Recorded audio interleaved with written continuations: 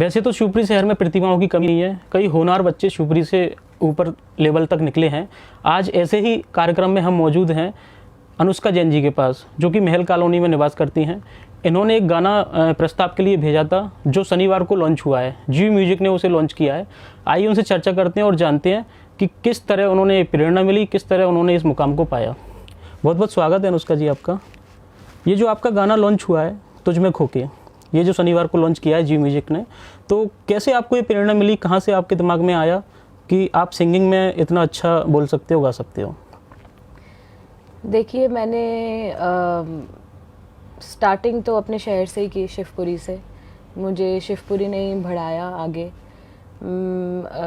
सबसे पहले बचपन में मैंने अग्रवाल धर्मशाला वगैरह में गाया हुआ है, और उसके बाद शिवपुरी में एक कंपटीशन हुआ था, लिटिल चैम्प्स। तब अनूप सर, यहाँ अनूप जैन सर हैं, वो म्यूज़िक के बहुत अच्छे टीचर हैं, उनने मुझे आगे बढ़ाया। उनने मुझे तराशा, उनने मुझे गाने सिखाए गाने के लिए लिटिल चैम्प्स में। और तब मैंने लिटिल चैम्प्स में गाया, तब मुझे पता चला कि मैं अच्छा गाती हूँ। तब तक पता नहीं था कि मैं शायद गा लेती हूँ। फिर मैं सिंधिया स्कूल गई पढ़ने, तो वहाँ पे मुझे एक्चुअली पता चला कि मैं गाती हूँ अच्छा। और सिंधिया स्कूल में मेरे टीचर्स ने मुझे बहुत आगे बढ़ाया। उसके बाद कनाडा में परफॉर्म किया 30 स्कूल्स में, और स्कूल से भी कई स्कूल्स में गई कॉम्पिटिशन्स के लिए, और ऐसे ऐसे आगे बढ़ती गई। और उसके बाद मैंने अपने मम्मी पापा से बोला कि मुझे सिंगिंग ही करनी है, और मेरे को बहुत सपोर्ट रहा फैमिली का। मेरे टीचर्स ने हमेशा मुझे सपोर्ट किया, तो मुझे बॉम्बे भेजा मेरे माँ बाप ने कि मैं अपना सपना पूरा कर पाऊँ। फिर बॉम्बे में मेरा एडमिशन कराया सुरेश वाडेकर जी की एकेडमी में, तो मैं वहाँ पे शिक्षा ली, और मैं फिर धीरे धीरे मेरे कॉन्टैक्ट्स बने, मैं लोगों से मिली, और मैं इस फील्ड में आ पाई, और मैंने काम किया, और ऐसे ही मेरा गाना आया है।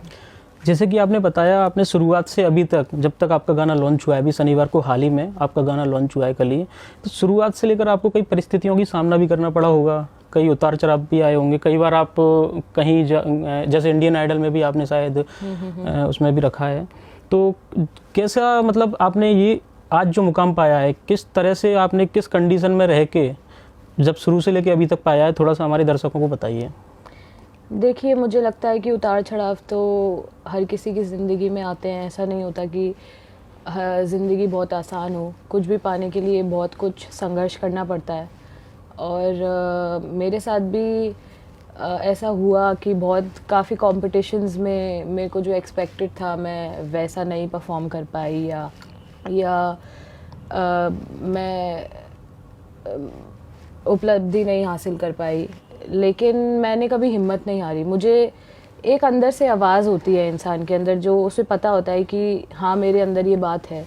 मुझे हमेशा से ये पता था कि मेरे अंदर ये बात है, और इसलिए मैं करती रही, और मैं कभी रुकी नहीं। और जब भी मैंने हौसला खोया, मेरे टीचर्स का बहुत बड़ा सपोर्ट रहा। मेरे टीचर्स ने मुझे हमेशा बहुत मोटिवेट किया है, मुझे आगे बढ़ाया है, और मेरे पेरेंट्स ने भी मुझे कभी हिम्मत नहीं हारने दी। जैसे कि कोरोना काल चल रहा है, जैसे कि आपका गाना पहले आपने प्रस्ताव के लिए भेज दिया था, उस अभी कोरोना काल के बाद में लॉन्च हुआ है, तो क्या आप संदेश देना चाहोगे कि कोरोना की वजह से आपका गाना अटका रहा, अब जाके आपके गाने को सफलता मिली?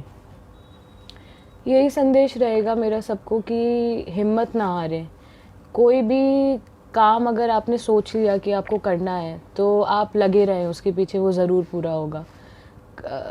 मेरा ये मानना है कि अगर किसी चीज़ के बारे में सोचते रहें लगातार कि मुझे करना है, तो भी इंसान समझ नहीं पाता, तब अपनी सोच में वो काफ़ी आगे पहुंच जाता है, और वो सोच आपको रास्ता दिखाती है कहीं ना कहीं, ये मुझे लगता है। और मेरा ये भी मानना है कि हिम्मत ना हारें, और रात के बाद उजाला तो होता ही है, तो सब हो जाएगा।